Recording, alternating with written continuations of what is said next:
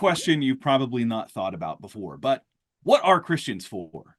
We have so many different competing ideas out in the public square, but who can help us? Who can help guide us as we're trying to understand and discern what are Christians for? That's why I've invited today's guest, Jake Meador, onto the show. Jake is a writer and he's written about place, politics, culture, and the ways that Christian faith speaks to all of the various questions that these topics raise. His writings have appeared in First Things, Books and Culture, Christianity Today, Commonweal, Front Porch, Republic, National Review, and Fair Forward. His primary online home is Mere Orthodoxy, where he serves as the editor-in-chief. He's the author of 2 books, In Search of the Common Good, Christian Fidelity in a Fractured World, and What Are Christians For? Life Together at the End of the World, the book that we're going to be talking about today. So today, it is my joy to welcome Jake Meador. Jake, welcome to Apollos Watered. Thanks for having me on. All right. Are you ready for the Fast Five? I think so. Okay, here we go. It's easy. Nebraska is the best place in the world because... Oh, falls in Nebraska are wonderful. The farmers market, downtown Lincoln, apple orchards along the edge of town, Husker football. Fall Saturdays in Nebraska are magic. You know, I spent some time. I almost had a job in Nebraska, and I ended up going there to interview and ended up being there on a Saturday. I went into the grocery store, and it had the game being broadcast over the grocery store intercom. Yep. Never encountered that before. Yes. Well, we don't have professional sports teams, and there's a lot of things about football that align very well with the kind of traditional values of a heavily agricultural state. So that's a good way of putting it. Yeah. But you don't just stay in Nebraska. You travel quite a bit. So the place that you enjoy traveling to most is where? The place I'd most like to get back to would be Lusaka, Zambia, where I went when I was in college. The place I most enjoy that I've been to more recently would be New York. Why do you want to go back to Zambia? It was just a really amazing time. So for it was a missions trip with an American campus ministry, but I had a really small team and I was actually the only guy on the team. And so the last 6 weeks of the time I was there was another team there from interns before that, but the last 6 weeks, it was there were no white dudes that I saw for a month and a half. And so I just had to, and I wanted to do this, so it was easy, but I just tried to learn everything I could about the country and the history and the various ethnic groups that make up this country, because there's 70 some languages spoken in the country and it's not that big. So I just learned a ton. I heard so many just delightful stories. I was treated with such hospitality and generosity by the people there. And I just remember we at one point our team went down to Livingston, which is a little town along the border with Zimbabwe, where Victoria Falls is located. And I remember just being there and just was one of the more kind of delightful moments of my life. I was with these Zambian guys who had become very good friends very quickly, seeing this incredible waterfall. We bungee jumped while we were there, and it was just, the whole thing was just wonderful. So have you seen that video, by the way, of a guy bungee jumping? He's in a chair and they're going to push him out, and he's from, I think, the Middle East. Have you seen this video where the guys are going to push him and he's wanting to do it and he's laughing with him, but he's like, let me tell you something, and they're leaning back. People have used that clip. It's just funny. Every time I think of bungee jumping, that's exactly what runs through my head. He goes, let me tell you something. He's off the chair. Let me tell you something. And they bring him back and he's like, let me tell you something. And then they push him off again. It's funny. It's really funny because his friends are doing it to him. But okay. So you write a lot, and even reading about your master's thesis, if I remember right, it's on undergrad. So because you have this kind of eclectic, I mean, even reading your book, you have a lot of people that you draw upon. Out of all these people that you've read and really accumulated their thoughts over the years, who's one person that you'd really like to learn more about? Um, for learn more about, I would probably say Martin Butzer. Um, he's not the one who's probably influenced me the most. That's probably Wendell Berry or Tolkien or maybe Mm. Lewis. But with all three of those guys, like I've actually had the chance to meet Mr. Berry. You feel like you have to say Mr. Berry when you're talking about one. Wow. I've had the chance to meet him twice. Um, and like I've seen him give interviews and I've heard him speak, and I can imagine what a lot of the kind of day-to-day life looks like for him. I've read, I think, just about every biography I've been able to get my hands on of Lewis. I've spent so much time with Tolkien books that I feel like they're just closer figures historically, and we have pictures of them, and I've spent time with them intellectually. But Butzer's 500 years removed from us today, and we don't Mm. really know what his day-to-day life looked like. I mean, there's a really touching letter a Catholic priest sent him once, who said um, if I were to, the gist of it was, if I were to change my mind about clerical celibacy, it would be because of my experience in your home with your family. Um, so we know a little bit about what his family life must have been like and what his demeanor was like and how he carried himself. Um, but there's just so much we don't know. And so I would love to be able to somehow like observe a day in their family's life, because so he and his wife, we don't know exactly how many kids they had, but we know at least eight. Um, and they also, so early Reformation days, the local pastor also had basically a seminary in his home because they didn't have seminaries built yet. Like this was all brand new. And so they had ministerial students staying with them who were all German speaking, Germans, because they were in Strasbourg, which Mm. was part of the Holy Roman Empire at the time. But then Strasbourg was also right on the border with France. It's actually part of France today. It's right on Mm. the border with France, and they had French refugees coming in all the time, and they hosted the refugees. So it's this home that had refugees, it had ministerial students, it had a bunch of little kids, and at the center of it all is Martin and Elizabeth, and Martin's also kind of playing quarterback for the Reformation in all sorts of ways. So it just, I'm sure just observing a few days of their life would be remarkable and Mm. very instructive in all kinds of ways. It is interesting when you get to read outside of your own time.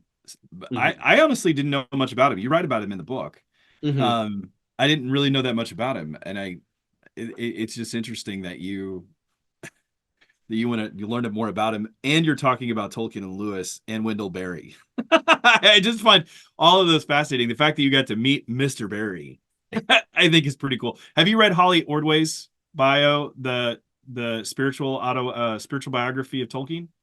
I have not read that one actually. I got it right here, actually. I'll show it to you. We've published Holly, and she's wonderful. She had a great essay on Tolkien for us. Okay. Tolkien's Faith came out in October. Okay. Is It's that a really World good. of Fire thing? Yeah, Yeah. yeah. It's good though. It's I mean Oh, it's I'm sure it really is. good. But She's I wonderful. well She does. I didn't know how Catholic he really was. Oh, I mean, yeah.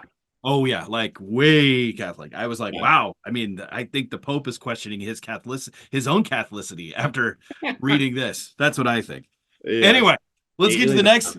Let's get to the next question. Because you've traveled, I always like to ask those who have interacted with different cultures and have a love for culture, what's your funniest cross-cultural experience? Um, oh, it's definitely got to be something from Zambia, but now oh, Just your face. I'm looking forward to this. yeah. So before I went to Zambia, I went to the health center at the University of Nebraska where I was studying, which the students referred to as the death center because of the quality of care that one received there. Um, which means I probably shouldn't have gone there to get my anti-malarial prescription, but I did because I was a poor college student. And so they gave me an anti-malarial prescription. And then like a month after I got to Zambia, I got malaria.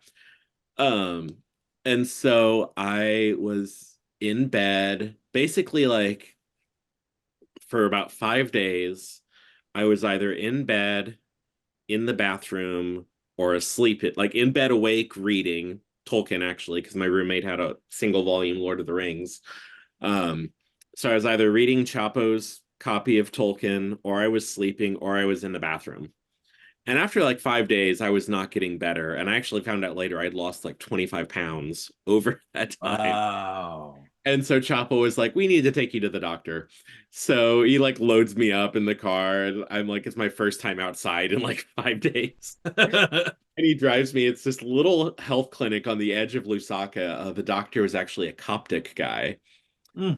And Chapo must have told them my symptoms because I was like barely communicative because I was feeling so horrible.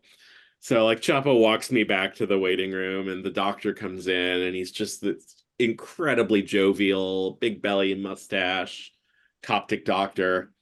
And he goes, well, is this your first time with malaria? And I'm kind of like, yes. And he's like, well, your symptoms are so obvious. We're not going to do any tests. You have malaria. Okay. So then he goes, so tell me what the Americans put you on. And I tell him whatever drug the health center put me on. And he looks at me and he stares at me and kind of tilts his head and he goes, you stupid Americans. Yeah, it's just bad. Writes out a prescription and is like, here, take this. You'll be better in a couple days. So I left with Chapo. We were able to get the prescription filled actually at the clinic. I went back. Um, Slept that day. The next day, we actually had to leave for a missions conference that we were all supposed to go to, where I just moved from spending all my time in my bed at Chapo's house to spending all my time in the bunk that I had at the missions conference. And then actually the next day, as we were leaving the missions conference, I was fine. And then a couple days after that is when we went to Livingston and I bungee jumped. So the email home, because we didn't have, this was '07, so none of us had smartphones. So you had to go to internet cafe at a little mall called Arcades in central Lusaka to send email updates back home. So that was a fun email update to send home because it was, well, I had malaria, then I got better, then I went bungee jumping. I've been up to. Lost 25 pounds. Yeah. Yeah. So then at one point after I had recovered, our neighbor, who was this really kind man named Nelson, he kind of walks over and he's coming over to check on me and he goes, well, you've had a genuine African experience now. So, thank you. Well, that's really good. I like that. Okay, here we last question. If you could visit one store in the United States, what store would it be and why? Um, it'd be a bookstore. Mm. And it doesn't exist anymore, but there used to be a little bookstore on the main drag in Stillwater, Minnesota called Looms Theological Booksellers. Just the most random, like best theology bookstore I've ever been in. And it Mm. was this little suburb of the Twin Cities, half an hour east of St. Paul. But there was a Catholic scholar who had accumulated quite a collection and maintained a bookstore there, though. There doesn't exist anymore, sadly. But I would love to be able to go back there. Failing that, it'd probably be the Strand in New York, which is just Mm. giant bookstore Mm. in the heart of Manhattan that has everything. Like last time I was there, I got the Hauerwas Letters to His Godson Virtue book that he did. And then there was a book by a food journalist about spending a year in Tuscany and learning to Mm. cook like traditional, like not restaurant food from Tuscany, but like food that Tuscan people eat at home. Mm. And I think there was one other, but it was just like it's like 3 or 4 floors and there's just great stuff everywhere. So it'd be one of those two probably. I like those. I always love going to different bookstores. Problem is I never have enough money. That's the problem. Right. Yeah. Or space. Or Yeah. space. I remember Yeah. hearing Warren Worsby was saying one time when they were moving out to Nebraska to take Yeah. over back to the Bible, and his they told the realtor when they were looking for a house, they said, "We're looking for a library with a house attached." I've heard about his library. I have but well, one of the other pastors here in the presbytery, um, in Nebraska knew him somewhat well, so he has Hmm. some books from Wearsby's library, I believe. I think it was like 100,000 volumes. Yeah, It was yeah, quite it was big. intense. He only Let died a few years ago. Yeah. Yeah, actually I talked to him on the phone once. Actually, because I was interviewing for the presidency of Back to the Bible Oh, wild. Okay. back in the day, and I called him. Somebody had his number, and I was like, "Can you just tell me more?" I didn't get the job, but Yeah. that's more of the story of my life. What jobs that I couldn't get, so I have to go make my own. That's just the way that it is. The way that it is. But let's talk about your book. Speaking of books, what are Christians for? It's been out for 2 years now, and I've had it probably that entire time, and I've only read it recently. So sorry, sorry. But I want to talk about the title first. What are Christians for? Life together at the end of the world. Oh, let's be a little bit provocative. I mean, honestly, when I first saw the title, I went, "What do you mean? What are Christians for?" Of course, it's easy to know what Christians are for. And then I thought about it, and I'm like, he's really onto something. What are we for? What are we doing? So let's talk about the title. What are Christians for? Yeah, so the title is kind of a riff on Barry's What Are People For Hmm. volume. Um, and yeah, I mean the thought was I was writing it before the pandemic started, but then was revising during the pandemic. Um, and just seeing a great deal of loneliness and anxiety and uncertainty kind of everywhere around us, in the church and outside the church, and just was trying to think through like what does it mean to follow a God who calls us to live a life of love, of service, of care, um, in a culture and society that's fragmenting as much as ours is. So that was kind of this like initial kind of thought, and it just built out from there. You hit a lot of different areas in this book. Just your chapters. I want to read the chapter titles. You do an immense inheritance, a Christian account of nature, the great uprooting, race and the end of nature, the unmaking of places, the fruit of it in industrialism, the unmaking of the body. I mean, it's very diverse, the stuff you're hitting on. Sexual revolution, institutions, Christian social doctrine, Christianity, land and animals. And I was like, okay, what? When you have the earth as our mother, I went, okay, where are we going, Jake? What is going on here? Then you said a vision of Christian belonging, the household and the sexual revolution, the world in cracked icons, wonder, death, and the end of all things. And then politics beyond accomplishment toward a politics of care. So I went, this is going to be a very interesting book, and it is actually. How you put it together, I think, is pretty good. But you begin by setting up the problem with a series of quotes and insights from global Christianity. You tell a story of the man that you met on the plane. I don't want to give that story away. It's actually a really good story. But you also quote Frederick Douglass, and then you go to the Dutchman Herman Bavinck, and then you talk about the Internet Month, which I haven't seen his name quite some time, Michael Spencer, to shine a light really into the state of American Christianity. And then you state the problem. I'm going to read this just because I think it's so good for our audience to hear. The problem is mostly not with ordinary Christian people half-heartedly following Jesus and willfully choosing to ignore certain commandments. The American church is filled with ordinary people who love Jesus and seek to serve him and their neighbors in their daily lives. I have benefited from their kindness and generosity on many occasions. The problem is much more complex than that. It's the way our vision of the Christian life has too often been implicitly conditioned and defined to leave the characteristic idols of the Western world untouched, unscathed, and unchallenged.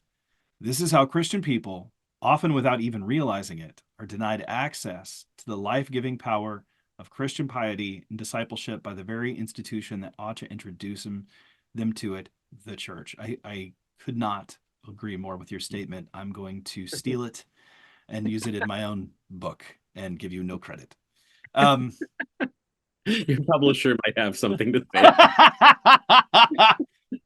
I think, though, we often talk on this show of the idolatry, the cultural idolatry involved in our church that we don't realize because they don't fit within the traditional categories of the acts of the sinful nature.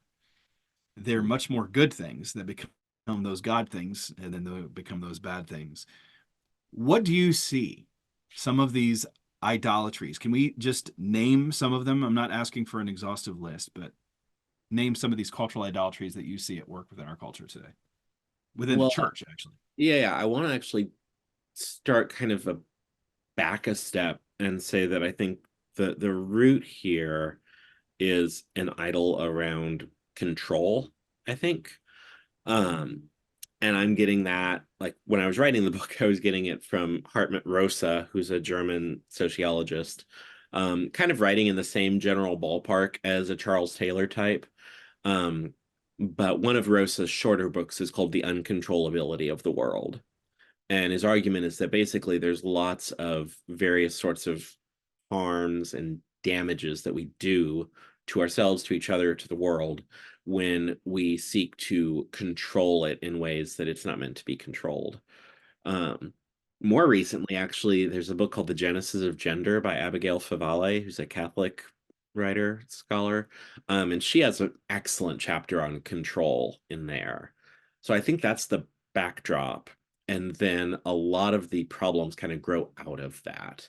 Um, there is a sense of needing to have a certain amount of control over our wealth, over our private property, that makes it difficult for us to then feel as if we even have the ability or the resources to give. Because we feel like, well, we have to have a house of this size, new cars, these opportunities for our kids. And if we don't have those things, then we just are failing as humans. Um, but then what ends up happening is you spend so much time working to acquire those things that there's very little left in your schedule, very little left of your life, of yourself, to give to others, to open your home to others. Um, and so like that's something I feel like it'd be around property and wealth. I feel like would be the chief place I see those problems arise, particularly in Lincoln, where I think for a lot of evangelicals here, there's a certain kind of lifestyle that is seen as non-negotiable, as in a strange way, even as proof of one's kind of Christian faithfulness, that I've worked this hard, I've been able to maintain this standard of living, and God's blessed me with all these things. Um, when the functional reality is, well, but you have to work insane hours to accomplish all or to obtain all those things. It makes you so stressed and tired that you're not able to be available sometimes even to your family, let alone others from your church. um and in many ways, like this is something a good friend of mine and I talk about a lot. um we end up losing our first love, Mm. um and becoming more concerned with other topics. And the thing that's funny is I think that one actually cuts across political divides. It's like I have one friend here in southeast Nebraska who kind of mentors lots of young men in the church, and the thing he sees out here, where our evangelicalism in Lincoln is mostly downstream of either Willow Creek or MacArthur, for the most part.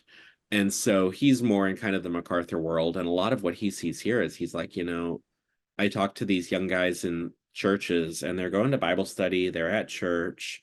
But if I ask them, how's your prayer life? How's your Bible reading? What's God teaching you? I can't get a word out of them. But if I ask them about a Second Amendment thing, or I ask them about what they saw on Tucker the other night, maybe not so much Tucker these days, but they'll go forever. And then I have another friend, she's in a deep, deep blue area. But she kind of runs into the same thing. She was telling me not that long ago, she was talking to someone who is actually they're they're a campus missionary with a evangelical like outreach group that works on college campuses. And they were asking her, like, is it okay to share my faith with people, or is that white supremacy? And my friend was like, hold up now, like, how did we get here? And she's just found that when she tries to talk to people in those parts of the country about their faith, um it often seems to function as a kind of like mental health asset rather than something that's calling them to repentance and another way of life. So I think we have these kind of idols that almost are kind of a screen between us and the life of Christian discipleship. And it can be hard to get super specific naming, like it's this one thing, because all of these idols, especially I think post COVID in the Trump era, they're so politically coded that I could answer that question in one way, and your readers in more blue states would be thinking, well, we don't have those problems here. Or I could answer it in another way, and red state people would be thinking the same thing. And what I want to say is like, no, there's maybe you could say kind of a certain cultural status is what it is, and what that looks like in practice is going to vary from place to place. Um, but yeah, there's elements of Christian discipleship that kind of get sidelined or marginalized in the quest for that level of kind of control over my lifestyle, control over how I'm perceived. Um, so yeah, sorry, that is kind of a rambly answer. It's part of what's weird is I'm thinking about this now, as you said, a couple years after the book, and I've been continuing to think and read. And so yeah, I'd stand by all of that. And now I just want to also press deeper on a couple other things as well, I think. I'm writing an article right now in some respect of what you just said, but I titled the article this: "These three remain: platform, control, and power, and the greatest of these is power." And it's because I think within Western evangelicalism, we have so often in that MacArthur stream focused on the chapter and verse that we're biblical, but we're not theological. And what I mean is that if there's a chapter and verse, like then we know what to do. I had a guy that I was on staff with for a little bit. He was a MacArthur guy. He'd gone to his school, and theologically we were on the same page on a lot of things. I mean, it was a huge overlap. And you look at the doctrinal statement of the church, we both agreed to it. But I started to see, like, what is it that for one, I dislike him. Just his personality, the way he perceived things, the way he talked about things. It didn't seem to be loving. It seemed to be like control. And even how he treated his wife. I was in a conversation where his wife started to talk. He put his hand up in her face to shut her down. And I was like, that's so demeaning. It's demeaning. My wife looked over and she was like livid, to see someone treated like that. Yeah. But within the church, it seems like we imbibe the scripture, but we missed the essence and the idolatries that have formed around it, because there's not a chapter and verse about them. I mean, there is, but there's not. Like you said, it's in some respect, we are the product of the Protestant work ethic. You work hard, you achieve, you build. There is a degree of prosperity, of honesty, of fidelity, civic responsibility. But then they become an object of status themselves, till they almost are the fruits of, quote unquote, the fruits of the spirit, rather than actually the spirit itself. And then that becomes a mark of pride and a spiritual upmanship, where people that did not follow as they mentioned in the Great Dechurching, the success track. And then Mhm. we alienate, and it becomes, it's about posture to me, culturally, that we have taken, and we don't think we need anything. We don't know, we don't have the spiritual disciplines anymore. For a while we did. I mean, we do, but The thing that's sorry, puzzles. I'm talking, No, not you're you. fine. You're You fine. know, I The just thing that puzzles me about it, I guess there's two different pieces. So one of them is that conservative American evangelicalism hasn't always been like that. right. Um, if you read Francis Schaeffer, Church Before the Watching World, or Church at the End of the 20th Century, or Death in the City, True Spirituality, and that's the world, what you're describing is the world you've come out of, those books will blow your hair back. And actually, the reason they did, Elizabeth Elliot, I, actually, early Elizabeth I don't Elliot, have hair anymore. early Elizabeth Elliot did the same thing. Like, I remember years ago, I made some comment about Elliot, and one of our editors said, he's like, you should read her more closely because there's more going on in her work than you're giving her credit for. And so I went back and read through Gates of Splendor and some of our other early stuff. And it was actually like quite radical in ways not unlike the Schaeffers. Um, and what I think made both of them, especially for me, the Schaeffers were the bigger impact for me.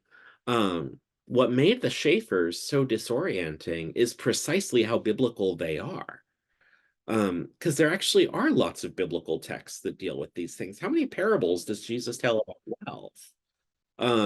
Or like I remember my mom, so my parents became Christians in the fundamentalist church I grew up in. And then as I was starting to ask questions and kind of having some struggles with it, they started to as well.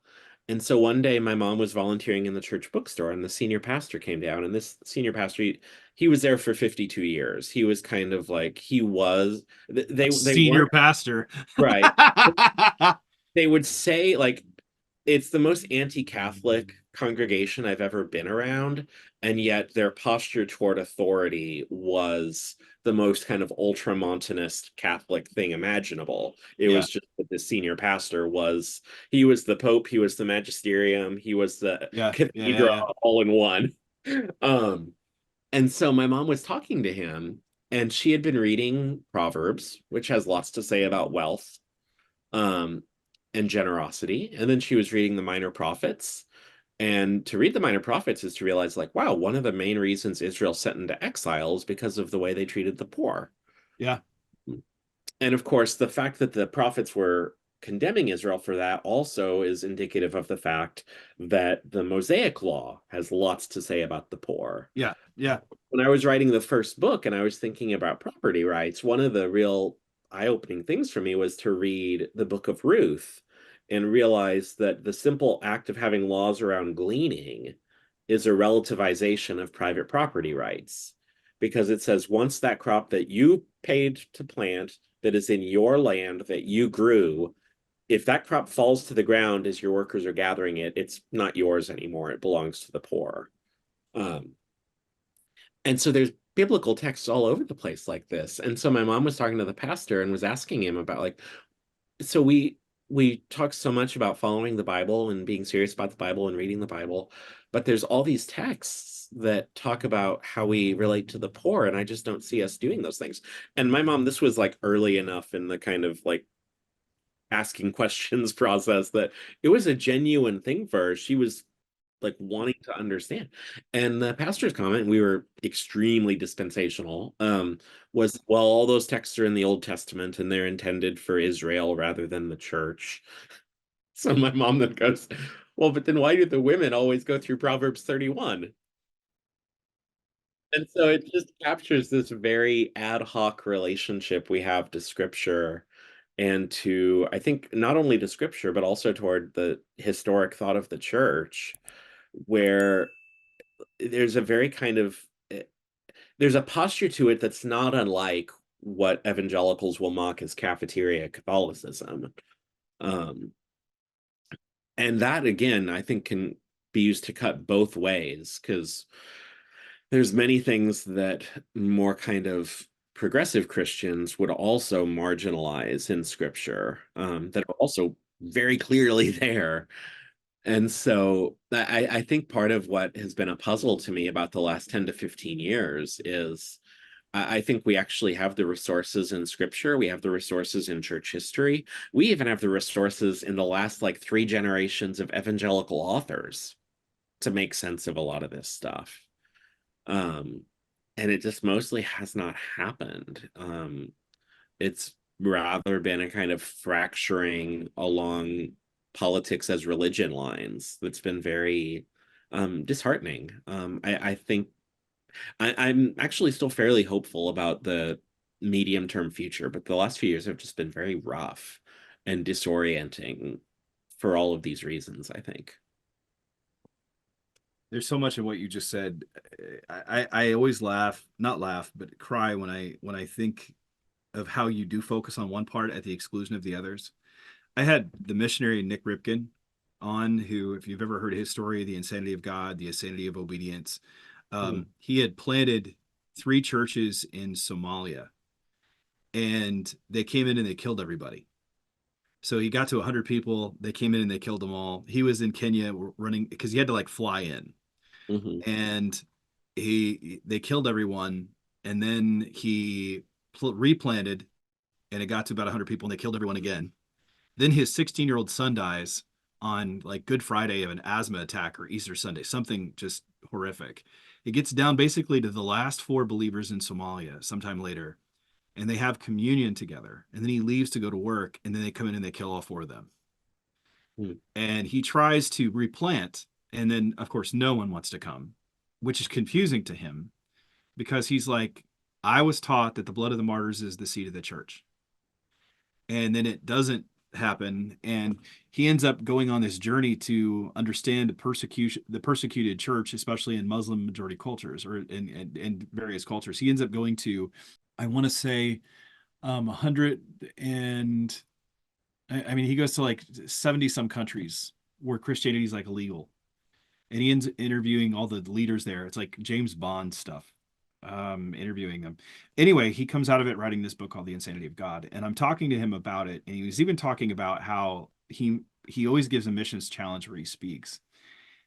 And he said, I had some young men come up to me and they said they would go, but they can't because they would have to give up their guns.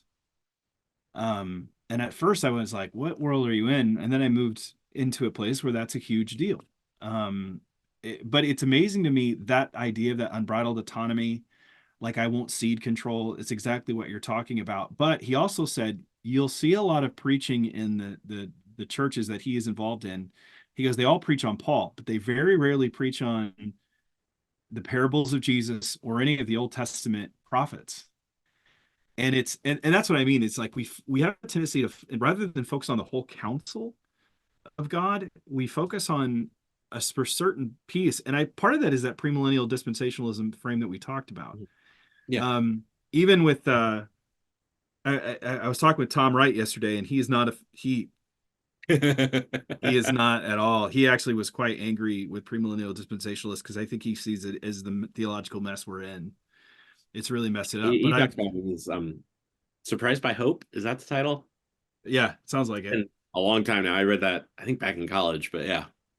Well, we also yesterday, I talked with him just yesterday. We talked about Andrew Lynn's book, Saving the Protestant Ethic, which was by Oxford. And in it, he actually chronicles how economics have been affected by certain theological movements.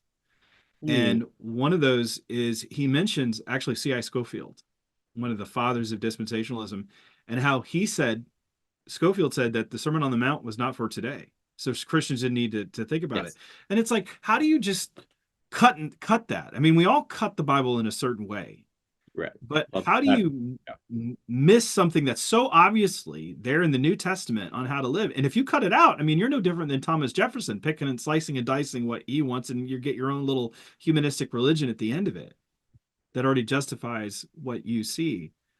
Um, but it is to have more of the whole counsel of God to influence and help us to think through how we live our world and in our world as Christ followers, and to see how, I mean, we do offer a better humanity, but how that affects the greater world. And that's not something that we're used to thinking about, I think, as Christians, especially those that have grown up in those streams, whether it is the Willow Creek stream you mentioned or the MacArthur stream. If it's not chapter and verse and individualist salvation, then it doesn't influence anything else. And that is toxic to me. I mean, what do you think of that? Is that part of the reason why you've written this book, to help us think more holistically?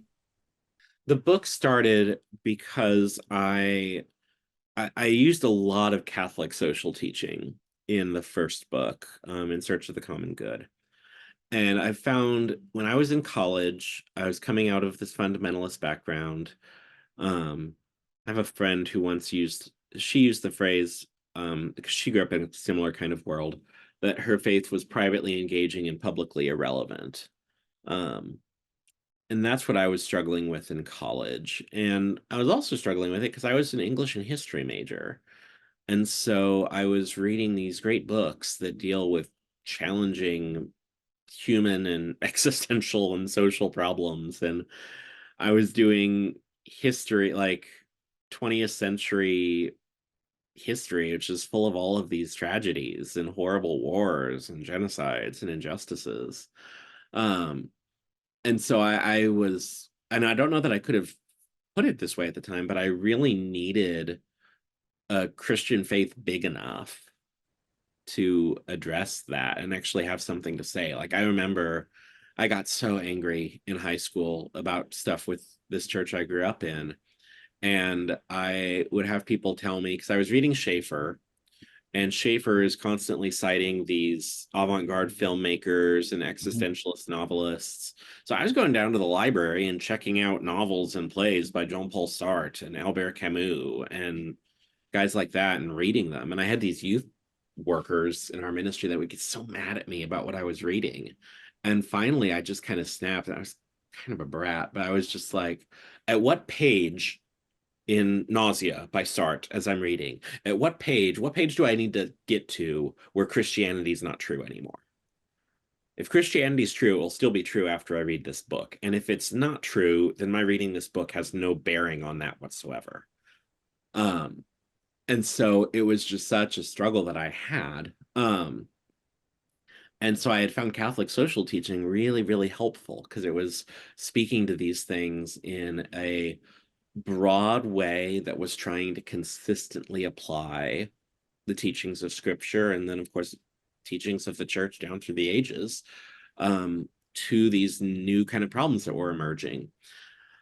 Um, And so, as I was sitting down to write the second book, I was initially trying to think, is there a way I can try to create something that draws on Protestant sources to help people who maybe like typical evangelical probably is not going to pick up quadragesimo anno on wages and workers to try and understand what like just worker relations look like.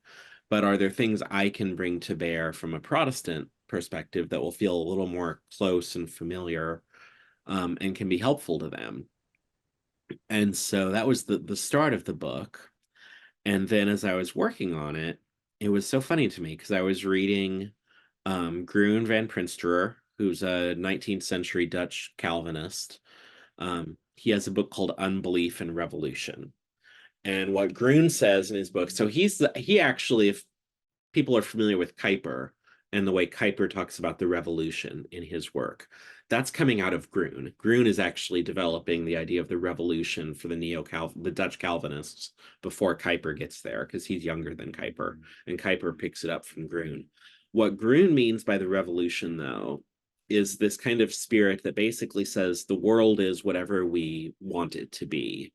We are kind of, as humans, we're kind of the lords of creation, and we can make the world whatever we think it ought to be. And Groen's specifically talking about politics, but it has broader application. So I was thinking about that and thinking about what it means to live in a world where we basically think the world is kind of infinitely malleable. And really, the only constraints we have are what our tools allow us to do, um, and what we are willing to do ultimately. Um, but once you recognize that, that kind of mentality just touches so many things. So in contemporary discourse, one of the obvious places to go would be sexuality issues. Um, I'm reading Favale right now, and Favale talks about how the idea of transitioning genders kind of evolved across the 20th into the 21st century. And the thing that really was crucial in that developing was developing hormones that we could give people to help them transition. Without those tools, we couldn't do that social project, as it were. And yet the funny thing was, so that's an example that's going to cut really hard toward the left. um, but the funny thing was, I was also, while I was reading Groen, I was reading Willie Jennings, who's a theologian at Yale, who does a lot of work on race and Christianity. And Jennings roots a lot of his ideas about race in um, early colonial exploration and conquest in the Americas, where he's constantly sourcing, and he just lays it out in his work. He's constantly finding these early colonial explorers that come to North America or South America and see it as this place that's kind of ours for the taking, ours to make of what we will. Um, and so that kind of the world is plastic and we can shape it to whatever we want it to be based on our abilities and our willingness. That's a spirit that just kind of pervades much of the modern West. And if you're talking about land use and, at least in older discourses, race, it's going to function in ways that if you criticize it, the right's not going to be very happy with you. If you talk about it as it relates to sexuality issues, you're going to be alienating the left. But part of the argument I was trying to make in the book is that all of this is revolutionary. All of it is built on an idea that kind of lifts the kind of individual great man above creation so that he can shape it however he wants. Um, and all of it is founded in an idea that's quite hostile to Christian teachings about the good life, about virtue, um, about the call to live under the law of love, as Schaeffer described it. So yeah, it was starting with this interesting Catholic social theory, and then Grun's idea of revolution just kind of kicked in and framed all of it for me. Um, and yeah, I'm trying to help people um, conceive of their life in the world in a way that isn't built on the idea that reality is just infinitely plastic and can be shaped to my desires however I want. I remember you writing in the book about Nietzsche and the Ubermensch, because both he and Bavinck had noted how Mhm. Europe had largely been shaped by Christian teaching and thought. Mhm. And whereas Nietzsche wanted to liberate and rise above that I know you're trying kind of on that revolutionary idea, but Nietzsche saw it totally different in that Ubermensch, we're going to have this superhuman kind of idea. Whereas Bavinck said, no, there's an alternative that doesn't work. What was Bavinck's alternative that he offered up? Gosh. Now you're asking me to remember something I read 4 years ago. um, so it's in Bavinck's Christian Worldview book that I think it was Crossway put out a few years ago. It's a really nice little orange hardback, pretty short.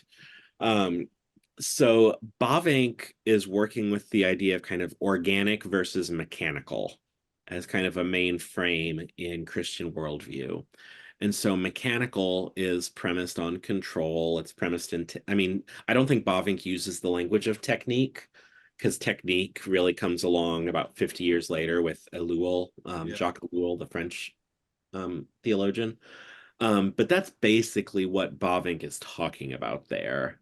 Um, and actually, if I recall correctly, I think his nephew, J.H. Bavinck, also does a little bit with that in Riddle of Life. Hmm. Um, so for them, like one of the alternatives that was available to modern man, as they're writing in the early 1900s, um, is yeah, it's the spirit of we have all of these technological resources now. We have all these abilities that were unimaginable 200 years ago. Think of all the things we can do to remake the world.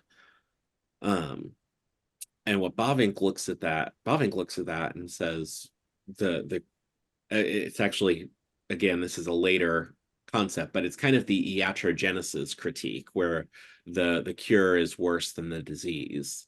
And so he looks at it and says, well, but the world isn't a machine. People are not technicians. We live in an organic relationship with the world as created beings in the world.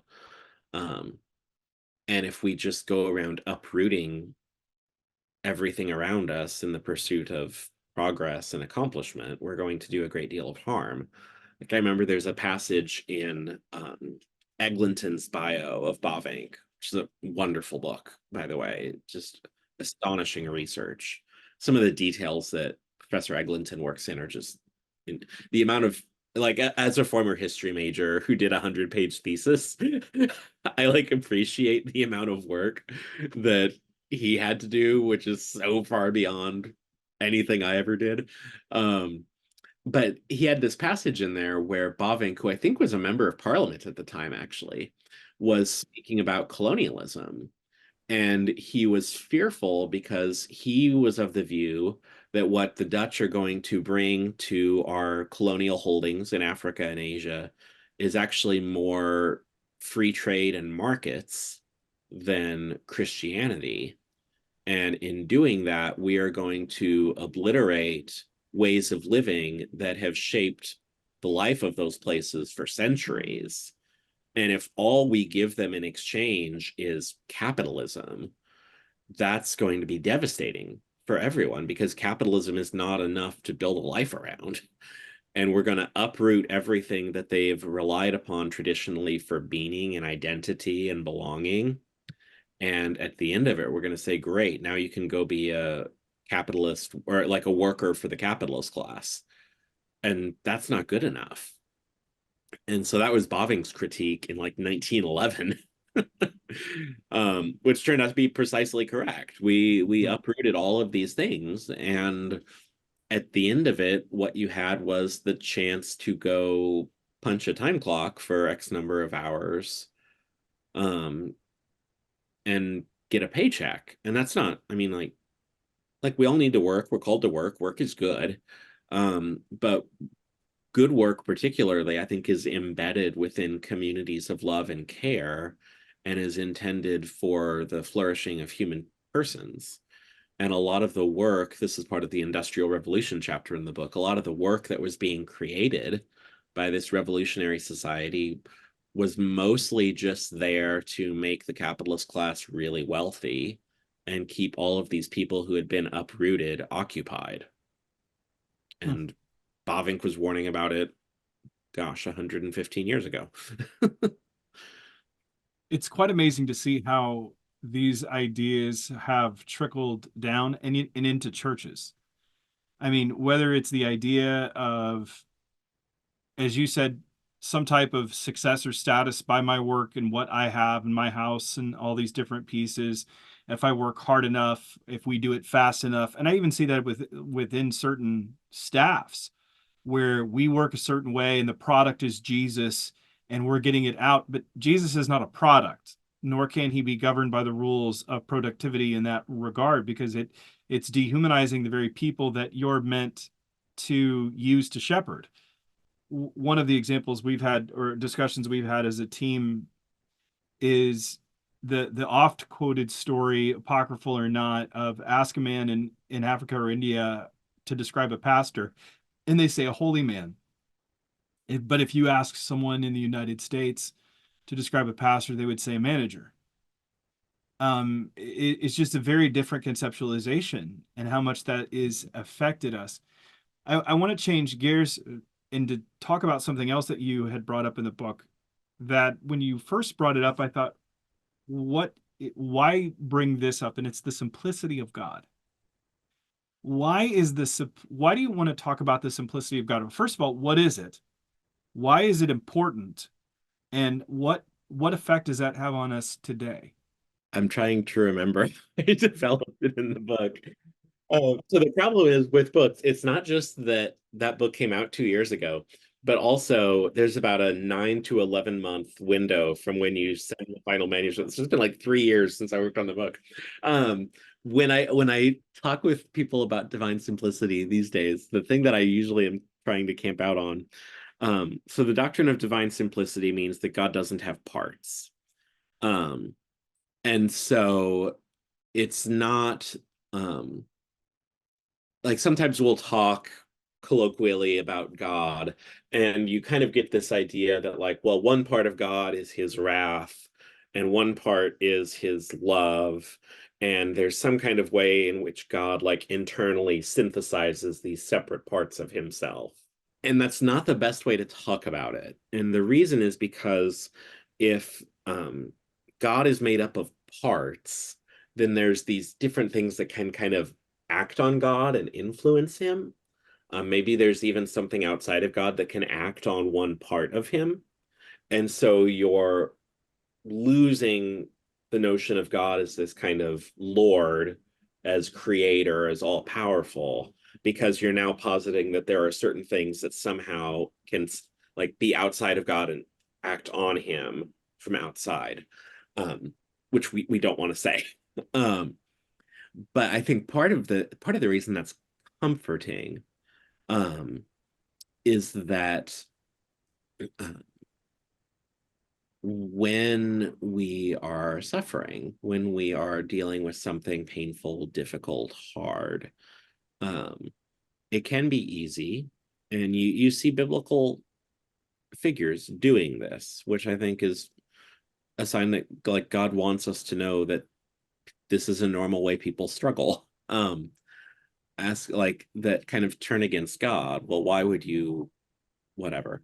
Um, when we talk about God being simple, when we talk about him being outside of creation, one of the elements of that is that God's internal life is perfect and it is consistent. Um, and it's not changeable. It's not one thing one day and another the next day, such that like maybe one day God's going to be really mad at you and get you and you'll never know when it's coming. Um, that's not that's not the Christian account of God. And so what that allows us to be able to do, I think, pastorally, is be able to say, like, God is consistent, he is simple, he is perfect. Um, his emotional life, if we want to speak of it that way, is perfectly calibrated to what is good and true and is not like being manipulated and acted against by other things. Um, and this is where Christianity is very distinctive because we have the incarnation. Um, if you want to know what God is like, you can look at Jesus. And so I think the teaching of divine simplicity is incredibly powerful pastorally because it helps us when we're facing pain and difficulty, uncertainty, all the things that many of us are dealing with regularly. Um, Particularly, I think in this moment, we don't need to the thing we don't need to do is question God's heart for us and his care for us. That's something that you can reliably bank on even when you're suffering. And so I actually don't remember where it comes up, but like one of the things that I know I talk about in the book where I think this teaching is very important is like when it is a situation like what my family experienced when my dad had his brain injury. um it was very good and helpful and reassuring and comforting to feel that there was never a point there where we needed to question God's care for us. Mm. Like that was never a question. There were plenty of other questions of how much my dad was going to recover, where he was going to live, where the money was going to come from for the care that he needed, um, what my parents were going to do financially since my dad was the primary income provider. There are plenty of questions that were really hard and painful that we had to figure out. But there was never a point where I think either of my parents, I mean, I know they've both said this actually, there was never a point where they were angry at God or felt like they were questioning God's judgment because they were confident in God's love and care for them and confident that he's unchanging. And Mm. so the God who loved and cared for us when we were looking for a house, when I mean my mom had cancer when I was very little, when my mom was going through cancer.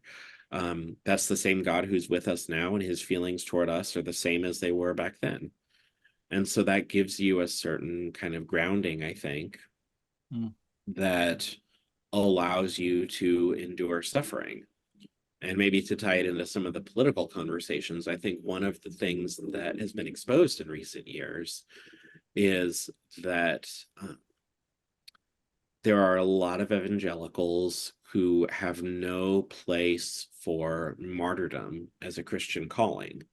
And so when it looks like kind of the walls are closing in on us culturally or politically, the response is not to say, perhaps God is calling us to suffer for him in this way as we continue to live faithfully and do our various things that are right and good to pursue. um, the thought is not perhaps God is calling us to a season of penitence and suffering for him. The thought is, well, we can't lose XYZ, and so we need to do this to protect ourselves. um, for your Narnia readers, it's a very Nickabrick kind of thought, which Gina D'Alfonso made this point in First Things 8 years ago. In Prince Caspian, there's a dwarf who eventually gets tired of waiting for Aslan to send help. And he's like, what we need is power. What we need is the ability to defeat our enemies. And we can get that from Aslan, or we can get it from the White Witch. And if Aslan isn't coming, let's get the White Witch. And so that's what nearly happens in Prince Caspian. So yeah, I think when we lack confidence in God's care for us, we lack confidence in the idea that sometimes God in his goodness will call us to a season of suffering. Um, that's when we start making compromises in order to dodge the suffering that we don't want to experience. Pete Wayner, in a conversation that I had with him, we were talking about that power element and how do we incorporate not only the message of Jesus, but the ways of Jesus. And as we go about things, oftentimes we focus on the message without the ways. And he said, when you capitulate to whatever culture it is to get that power, he says the means is actually damaging the message and its communication of it. While we often think that it's actually accomplishing a greater good, and we'll use evil to the greater good. It's the whole Cyrus kind of principle. But he had mentioned this, and he mentioned actually maybe God is calling us to suffer more for doing what is right rather than the lowest common denominator or the the lesser of two evils, but just to do what is best. I'm still struggling to know how that works out within a democracy. And part of the conversation that I had with Tom Wright was on that very thing. He elaborates on that within his book. How do we respond in the midst of this? How do we, when our idols are, and again, they don't look like idols. We want to stand for life. I mean, even I talked with Albert Mohler about the Constantinian temptation, and as I did with Russell Moore had written on that in his book, whereas Al Mohler did not like it. He said, I'm so sick of the argument. It's foolish. He said, if you have the opportunity to help save life, you do it. I don't care what you need to do so. That leads to a lot of different questions. I mean, as Christians who are talking in front of, or leaders who are talking in front of churches each week in and week out, and we talk about the Sermon on the Mount and how to behave and how to go about things, it means then suffering. But when do we stand up and say there's a revolutionary idea that comes into it? And that's even what Tom had said in my conversation with him. He had written in the book that applying these principles, the Revolutionary War should have never happened, which is a person who, I mean, of course he's British, so you wonder what his impetus is behind it. But if you play those categories, in some respect, that's true. In some respect, to obey the king, to listen. Because my question, as I go through all of this, Jake, is you and I interact in circles where we're talking to Christian leaders all the time. Christian thinkers who are wrestling with these higher concepts of what we're to do. And oftentimes, the people that I'm talking with are Christians who desire the flourishing of society. The argument is how we go about it. Mm-hmm. That to me is the battle lines are not between the unbelieving world and the Christian world, although we want to make it that way. But the more infighting I see is with Christians themselves. And I meet, just like you do, and you mentioned this at the onset of your book, there are so many good people out there that want to do what God wants them to do. They want to obey. They want to do what the Word of God says. They sacrifice, they give. They're trying to order their lives according to these things. And it's so confusing. It's confusing for us who are dealing with this subject day in and day out. Mm-hmm. This is why I'm not trying to pull away or depress people, but this is, I think, why your book is important, because it puts it in a greater frame in different fields or spheres almost. I mean, I know you're not going, you're not trying to be Kuiper here, but you're examining how do we offer a better humanity, Yeah. and how do we live in the midst of that? So go So ahead. there's multiple layers here, and it's really important that we be able to walk and chew gum at the same time. Um, there's nothing in what I've said that excludes us from political participation. Oh no, not at all. And if we are going to participate in politics, that is going to include participating in the work of legislation. And our understanding of law is going to be shaped by the fact that we're Christians.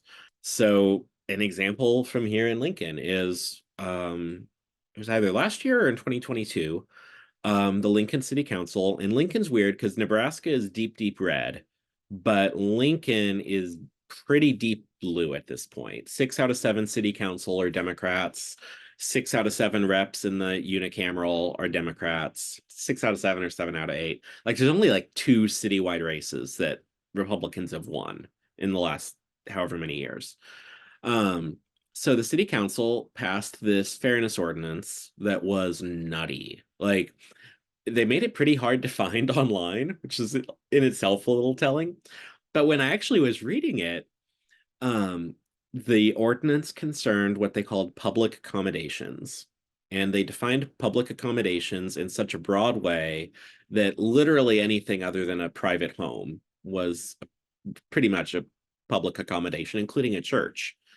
And the acts that violated the fairness ordinance included speech that had the effect of giving offense to protected classes in the ordinance, which was LGBT people, amongst others. And so, by the letter of the ordinance, and I've checked this with multiple lawyers, by the letter of the ordinance, if a pastor stood in the pulpit on Sunday morning and read Romans 1, and somebody in the congregation was offended by that, we would have been in violation of the Lincoln City Council's fairness ordinance. Um, so what happened after that is we got a petition campaign together. We got the number of signatures we needed, and then the city council, because of the number of signatures we got, either had to put the resolution to a vote for the city or they had to withdraw it, and they ended up withdrawing it.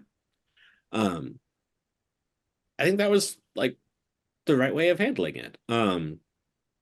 It was using the means of liberal democracy to express our concerns about a law and ask the city council to respond in some way. I mean, they were obliged to by the city code to our democratic action. So I think that's fine. Like that's, I think, good public participation by Christians. Now, in this case, if the council had tried to enforce it, they would have got laughed out of court at the first trial because it's such a blatant First Amendment violation. Um, so yeah, there's nothing here that excludes participation in public life and even using liberal democratic means to support, I think, recognizably Christian goals. I think what's hard is that, particularly now when everybody is kind of in this state of fear and anxiety for valid reasons, quite often, we don't have the patience for, to go back to what you were saying, kind of trying to do the Lord's work in the Lord's way. Like, we don't have the patience for that. We want something more radical and we think decisive. Uh, And I guess so in some cases, I just have a question, depending on the radical action in view, if it's licit at all for Christians. Um, but also, even if you decide that something is licit, often it's not very productive to go about it that way. Um, I believe, I have to check, I was looking at it yesterday. I think we have more abortions happening in America right now than we did before the Dobbs ruling. Um, So we were positive about the Dobbs ruling at Mere when it came out. We've always been very firmly pro-life at Mere, but one of the questions that I had, and I first raised it in 2020 when Trump spoke at the March for Life, was do we actually have a strategy for persuading and changing minds about this issue? Or is everything just about overturning Roe? And I think the answer we have now is everything was about overturning Roe. And if anything, it's entirely possible that the pro-life movement is weaker now. I mean, we keep losing in red states. I mean, Kansas had an abortion resolution just south of me where the pro-lifers lost by like 17 points in Kansas. Um, and so there's a very large part of me that feels like I think the more radical anti-democratic steps that a lot of Christian conservatives have been interested in, especially in recent years, um, that they are incredibly counterproductive. And so I think that'd be the question I would have for your kind of how kind of Dr. Moeller thought about that question was like, I get that argument, but I also think there are certain ways that America works as a political community, that we've always worked as a political community. Um, and so when you try to do really top-down radical transformation that is, I mean, in many cases, isn't even really democratic, um, I don't know that that's a durable change. And I think the upheaval you create, again, to go back to the concept of iatrogenesis, sometimes the cure is worse than the disease in the first place. So yes, I think one of the problems we have right now is that a lot of politically engaged Christians on the right view Christian character as a political liability. And so that has all kinds of really pernicious effects, just their ability to do their jobs because they alienate all their colleagues. And it teaches ordinary Christians in the pews who ostensibly should be able to participate in fruitful, constructive ways in democratic life.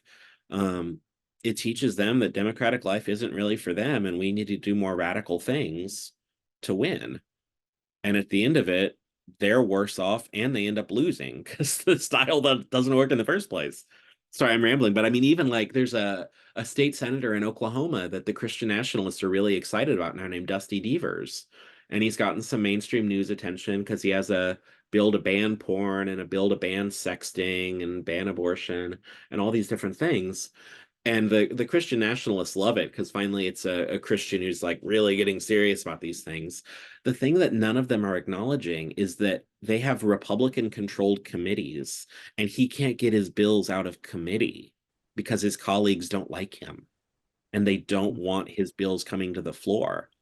And so he's got Republican committee chairs that are shutting his stuff down in committee before it even gets to the floor. So it's all just so tragic because we buy into this way of doing politics that in itself is problematic because it is indifferent or even hostile to Christian character.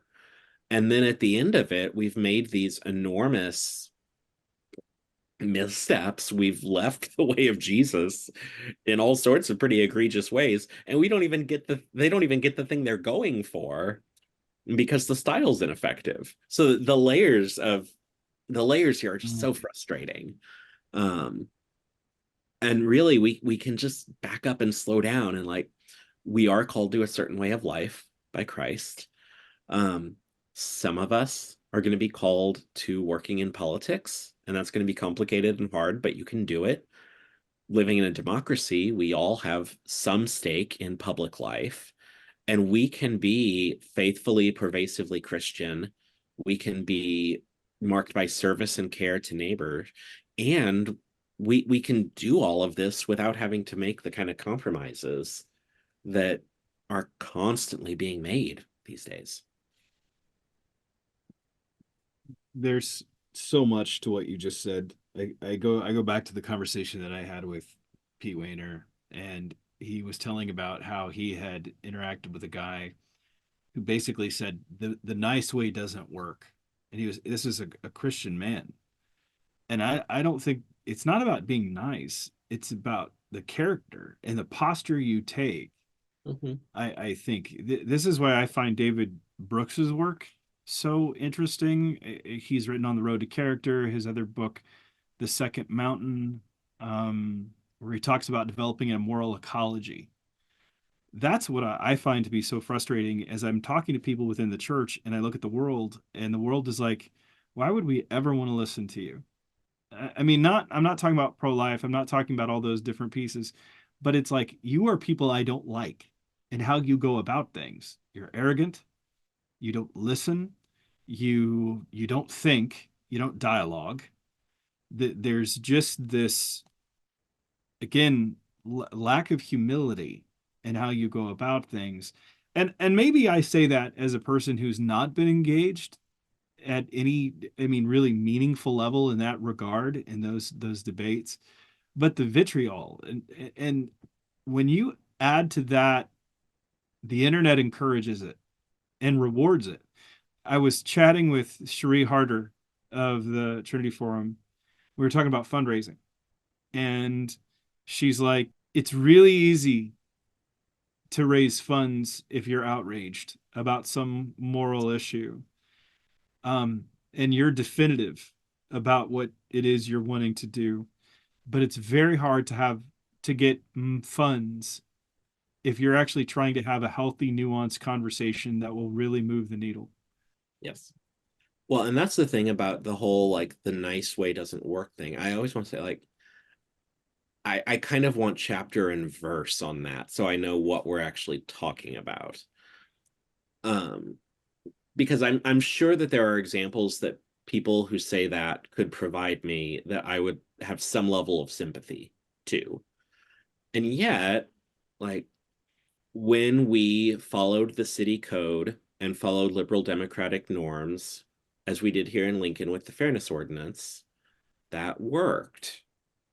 Um, I think part of what's hard is that when the lawful normal processes work, it's kind of boring. It's not going to trend on Twitter. It's not going to get a spot on the news. Um, it's not attention grabbing. And yet that doesn't mean that these things aren't working. It means that we have a kind of media environment where negative emotions and negative stories and extremism play much better than healthy, sane ways of going about things. Like even here, like sorry, Lincoln is what I know. I've lived here my whole life. Just two different stories that come to mind even as you were talking here in Lincoln. The group that organized that petition drive here in town actually has reasonably good relations with a lot of progressives. Now, the progressives can't always acknowledge that publicly because it would be bad for them politically, but they've worked very, very hard to build relationships with progressives in Nebraska politics. And that's anything from like knowing what's going on in their personal lives and caring and asking questions, sending them flowers when something they're going through something hard. Um, but it makes a difference in being able to actually accomplish things because you do have trust and a shared relationship with people, even if they find some of your views odious. Um, the other thing, a friend of mine has shared this story before. So there's a unicameral rep in Nebraska who's kind of a legend. If you Google him, you'll find stories named Ernie Chambers, first Black unicameral rep in the state's history. So he's from North Omaha, and he was in the unicameral for 40 some years. They created term limits for the unicameral specifically to get rid of him. And then he came back after he was gone for 4 years and he came back. And now he's been gone for 4 years again. And the dude is 86 years old and he's talking about running again. He's just a machine. But Chambers is a bomb thrower. Like he knows the rule book better than anyone else in the unicameral. He knows how to use it and he loves to make his point. And so you can talk to some conservatives who just hate the guy because he's this progressive atheist from Omaha that ties up all these things in the unicameral. But a friend of mine who had I think it was his father was in the unicameral years ago, and there was a contentious bill being discussed, and Ernie got up to speak, and everybody was kind of bracing themselves for the blow dryer. Ernie was going to get going and he was going to filibuster and we were going to be here for a while. But then at one point, as he was speaking, he said, actually, I'd be willing to yield the floor and hear what my colleague, and he said friend's father's name, what he thinks about this, because I would like to hear his thoughts. And this guy was a conservative evangelical farmer from central Nebraska. But Ernie wanted to hear what he thought. And it was because this guy had always made a point of trying to be the best friend he could be to Senator Chambers. And Ernie respected him. And Ernie didn't respect a lot of people in the unicameral, but he respected this guy because this guy had done the work of building bridges with him. And you're not going to find a more like obstreperous, like can be very hard to work with rep than Ernie Chambers. And he was a phenomenal, like for his district, he was phenomenal. So I don't mean that as a criticism, but he knew the rule book and he could make your life really miserable if he wanted to because he knew the rule book. I've seen kindness and following norms and care and relationship. I've seen these things work. And so when people say nice doesn't work, I'm just like, I really wish you'd be more specific because it's possible that what you have in mind doesn't actually work. But also, that's not really what I mean when I'm talking about like trying to treat people with kindness and care and gentleness and all these things that Jesus calls us to. It's not what I mean when I talk about like submitting to the norms of liberal democratic self-governance. Because I've seen that work. I've seen it. I mean, our country's history is proof that this works, right? Like we've been doing this for over 200 years. So it does work. I think people lose faith in systems and processes and even sadly in Christian character when they feel anxious and frightened. But like that's a failure that we repent of and we learn to recognize in ourselves and we ask God to help us grow and strengthen us rather than a kind of like guiding approach that should shape how we do public life. I think the hard part for many Christians, I was actually in New England when gay marriage became legal. I was actually at the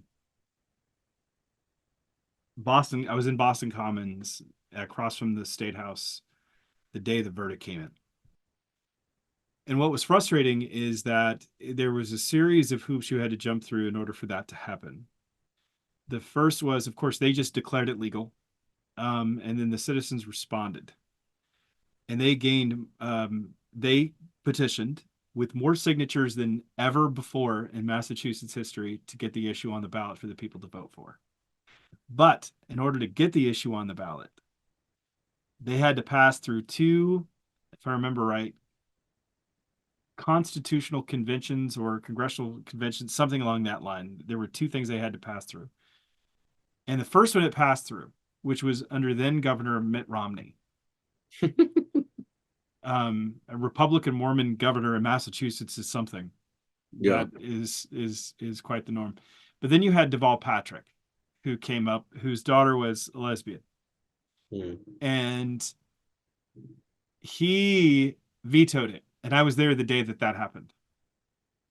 And it, on one level, the posture that was taken that day was disheartening because the gay community and the LGBTQ community came out en masse that day and took over the steps of the building. And they were singing Bible songs and waving rainbow flags, which was the most bizarre thing I'd ever seen. And there were police mounted on horsebacks with barriers. And separating the road, they were on one side of the steps of the courthouse. We were across the street, which was right on Boston Commons. And I went with a friend, feeling that I wanted to do something. If to me that this was had massive ramifications. But so many Christians I found were like, it's not that big a deal. Just let them do their thing. And even in my ordination, a couple of years before, I had written a paper on transgenderism in the mid 2000s. And I remember I got laughed at by my ordination council because they said, this is foolish. Like, this is never going, this is, I don't know, why are we even talking about this? This isn't an issue. And I was like, well, it's going to be that way. And and I felt the same that day at the courthouse steps. What bothered me, though, for one, was how the Christian community came out. It was very small.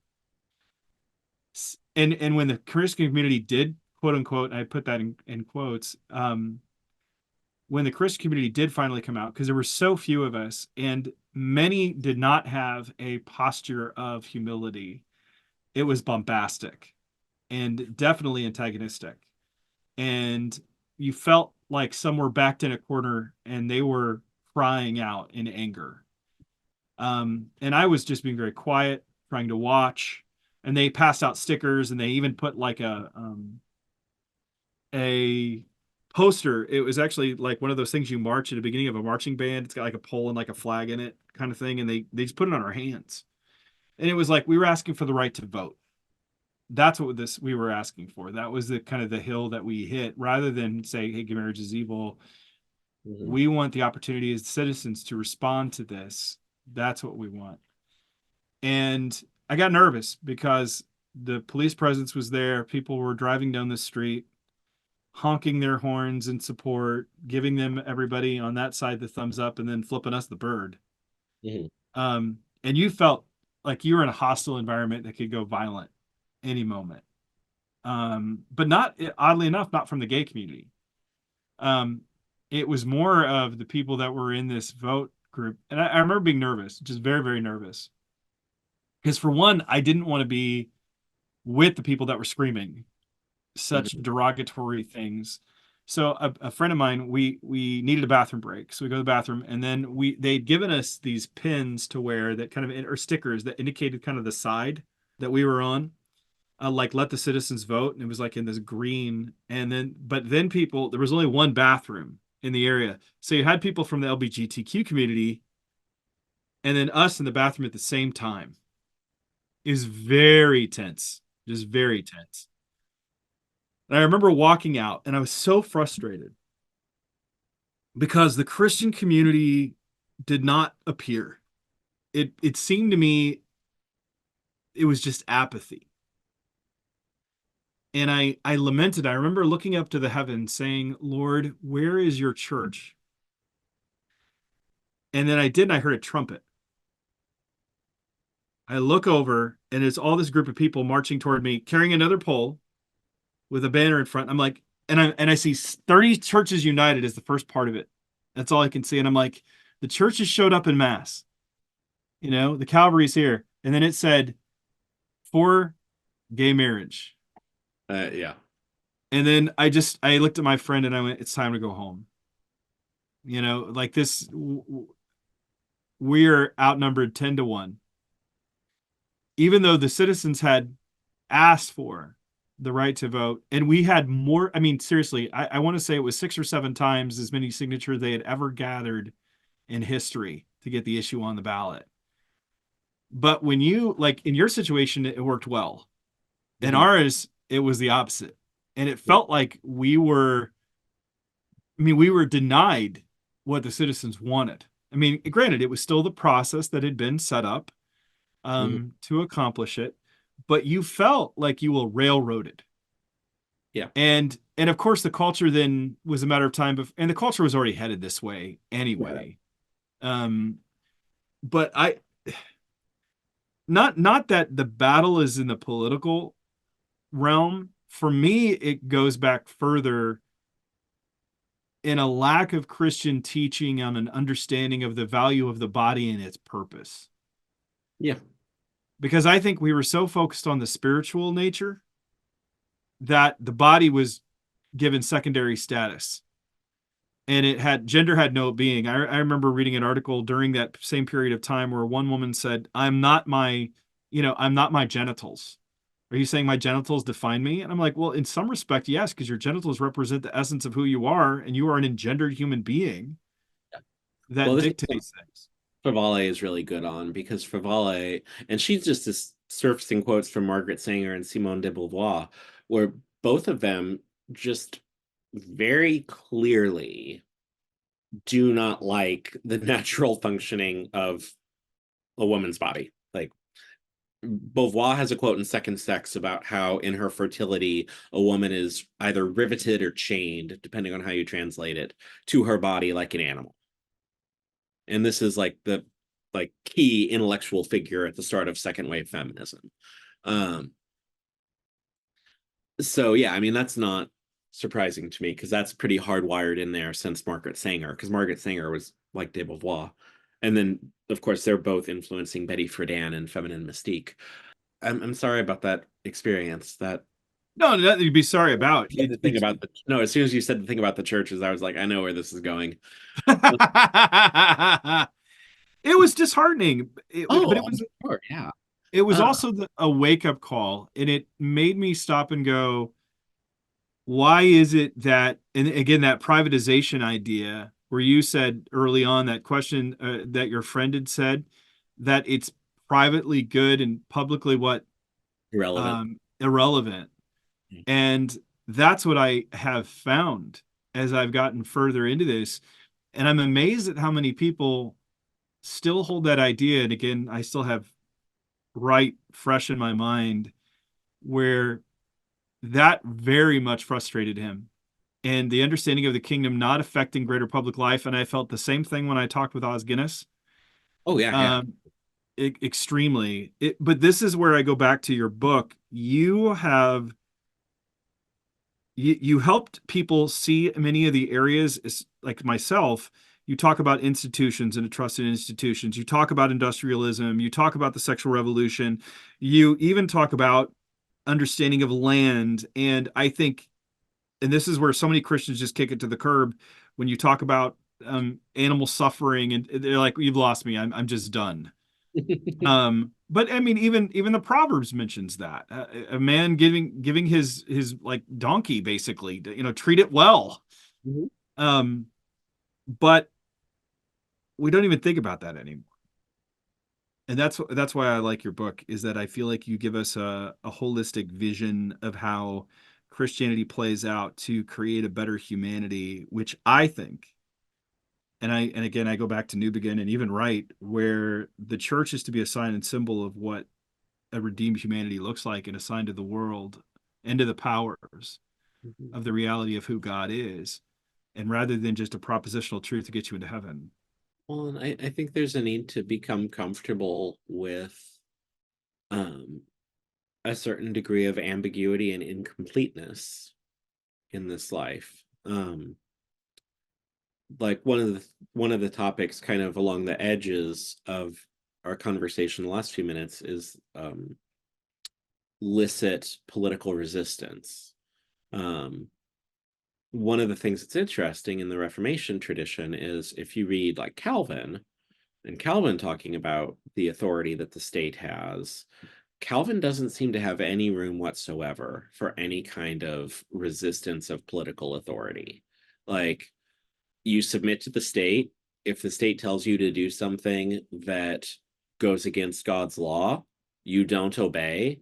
And when the state arrests you, you submit to that judgment. Like, he's pretty hard line on that. What ends up happening, though, is 8 years after Calvin dies, there's the St. Bartholomew's Day massacre in Paris, in France, which is basically this. They got all of, like, think Red Wedding, but wars of religion, Catholics killing Calvinists. And that's what Bartholomew's Day is. It's this meant to be this meeting, kind of for a meeting between the Calvinists and Catholics to talk about the governance of France, because France actually had a huge Calvinist population at the time, and then they just slaughtered all of them. That is when a lot of Protestants began thinking more seriously about just resistance of tyranny, because of Bartholomew's Day. And so I think one of the lessons of that story is that if we are glib about persecution, we kind of invoke that blood of the martyrs quote in a lazy, thoughtless way. That's actually not the best thing to do, because there's many examples throughout church history of regional churches collapsing due to persecution. Mhm. And so we shouldn't be glib about that. And I think a lot of times there's a very kind of comfortable American kind of suburban middle class mentality about this that says, oh, well, the blood of the martyrs is the seed of the church, it'll be fine. That's true in some sense, but it's also true that regional churches die throughout church history. Philip Jenkins has written lots Oh of yeah. good. Um, We actually talked about that when he came on the show. That was one of the things that we focused on. Yep. So yeah, we shouldn't be glib about that. And yet we also, I think, should be able to recognize that our moral horizons are broader than the world's. And so there are worse things than political defeat or martyrdom. Um, and if you're operating within a kind of imminent frame, there really isn't. But if you're a Christian, you don't live in an imminent frame. You live with the assumption that we are eternal beings.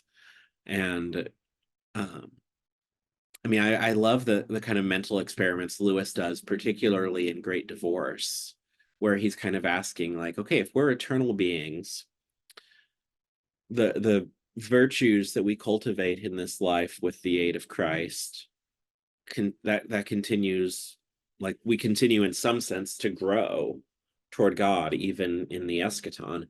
On the other hand, the vices and hatreds and evils that we kind of cultivate and nurture in our own hearts in this life, if we don't repent, there's some reason to think like those just continue to consume us forever. And so there's these images Lewis has of people in hell. Hell's like this crack in the sidewalk in heaven, because as people become more and more lost in their sin, they're unmade in some sense, and they get smaller and smaller and smaller. And the genius of it is you can always get smaller. And so they just also grow further and further and further away from each other. So there's a line in there about how one of the people that Lewis's character talks to remembers once seeing Napoleon, but now he's so small it's impossible to see him, or something like that. It's kind of amusing. Very, very British humor, it feels like, to pick on Napoleon in particular. And but I think there's something to that. And so the warning for Christians, I think, is to say, like, if you allow anger and mistrust and hatred and these other vices to take up a place in your heart, and you don't repent of those things, but you actually see them as being somehow necessary for your politics, even necessary for the like spread of the church in some perverse way. um I think we can say if you take those things in and you don't repent, there's reason to wonder, do you know God? And if you don't know God and you take those things into your heart and you exist on into eternity, I mean, think about a bad habit that somebody has. Let me put it this way. Like, I remember my brother-in-law used to be a pastor, and he was an RUF guy first, PCA campus ministry, and then he was a church pastor at a church he planted. And I remember talking to him a few years into his parish ministry, and he made the comment to me. He said, you know, when I did RUF, I used to think that pastors in normal churches deal with totally different issues than I do. And what I know now is that it's all the same issues. It's just they've had time to kind of curdle, as it were, for the adults in church. So he's like, you know, when I did RUF and I was meeting with a young guy who was struggling with sexual sin, the young guy had a porn problem, and I needed to help him deal with it. And it might just be a matter of like, you should just cancel your home internet. And if you need internet to do work for school, go to a coffee shop, or really just come to my house and use ours, but don't have internet at home. And that's the way you deal with it.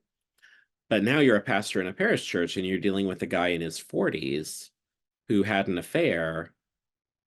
That's a lot harder to untangle, because now his wife is implicated, his kids are implicated, there's financial things, and there's also just an enormous amount of pain that is created by that. It's the same sin, but it's a different thing than the 20-something kid looking at porn in his dorm room. I think you can stretch that same kind of thought process out into eternity when we're dealing with sin and people who die apart from knowing God.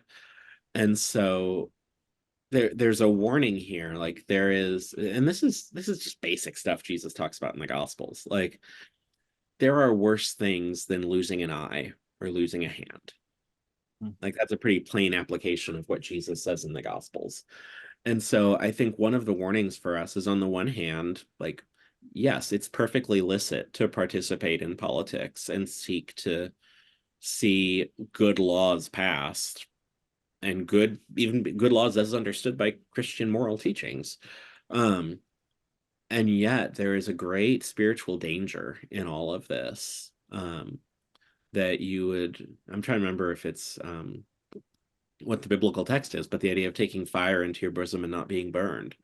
Mm. Uh, I think that is where a lot of people are now, because we've allowed our horizons to become smaller than they are.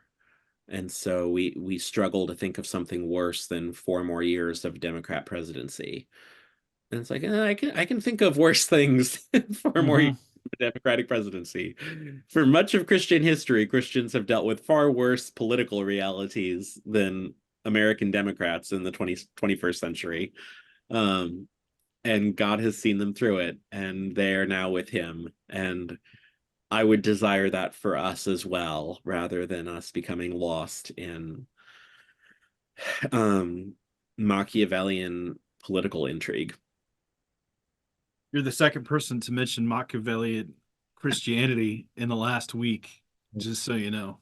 That's just kind of funny that you mentioned Probably a that. reason. But that means that people are thinking along the same lines. Right. That Yeah. that's showing that, and that's what I'm finding in a lot of different organizations, like what I see you guys doing, what I see us doing, when I talk to the Trinity Forum, when I talk to the folks at Comment, other ministries that are trying to engage. And in some respect, we're all doing something similar, just slightly different. Talking to the guys at Cardis or Comment, they're using Christian social teaching to revive institutions.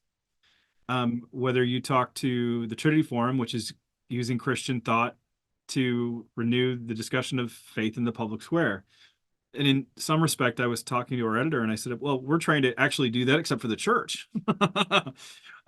We should have the word of God, but I'm finding that pastors are sometimes the most resistant, because there's not either a chapter or verse, and they've got a lot of ramifications. They have the people that they feel comfortable with that have spoken to them and fed them over the years, and they want to know if they can trust you.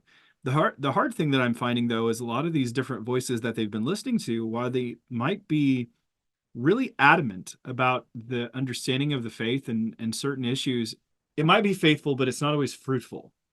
And I find the other side. There's those who are fruitful in that they're making some type of difference culturally or engaging people, but they're not faithful necessarily to the biblical text. So how do we remain faithful and fruitful in this cultural moment? And how do we view our life through that comprehensive lens where all of life is under the lordship of Jesus, or and offering a better humanity to those around us? I know we've talked a long time today, but one of the things that we still didn't even get to hit. I mean, we had so many different places we've hit today, but when we often in this show, I ask for our guests to give a water bottle to our people to drink from, a spiritual truth, because we are Apollos watered, so we want to water their faith. What's one truth that can nourish our audience throughout their week? There's a line at near the end of Return of the King. So it's after the ring has been destroyed. And Sam is waking up in the tent on the fields of Cormallen. And Keller would always quote the "Is everything sad going to come untrue" line that Sam has in that passage. But there's another line in that passage I almost like better than that one, where Gandalf tells them that I need to just memorize it so I can whip it out on these occasions. But the gist of it is that the ring has passed away, the king has returned, he has tended you, he has healed you, and now he wishes for you to dine with him. Um, Obviously, that is, I mean, it makes sense within Tolkien's story, but it's also true as a Christian. Sin has been defeated, the king has tended you, he's healed you, and now he wants you to dine with him. And so most immediately, you do that when you receive the Lord's Supper at church. Like we have weekly communion at our church. Every week we dine with our King. That is also what we will do at the end of all things. And so I think that that's the hope, that the King has healed us and now he means to dine with us. And if you have that vision in mind, I think you can endure a lot. It's a really good picture. It's one I think we all need to keep in front of ourselves. But Jake, it's been a delight to talk about this, talk about your book. I do recommend people going out and getting it. And if they want to learn more, how can people follow more about what you're doing? I have a basically dormant Twitter handle, so that's not very helpful anymore. You can sign up. I have a personal email newsletter that you can get to on my personal site, jakemeador.com. I bet if you Googled Jake Meador button down, you'd find it that way. Button down is the email provider I use for it. It's kind of like Substack. I just prefer button down. And yeah, otherwise, basically, I spend far more time on Mere Orthodoxy than I do my personal site or the email newsletter. So that's the best way to keep tabs on what we're doing. And that really is an institution we're trying to build that I hope will outlast me. So that would be the primary way. But if they're particularly interested in whatever I'm up to, the personal website and the email newsletter are the way to go. Awesome. Jake, thank you for coming on Apollos Watered. Having me. It's been fun.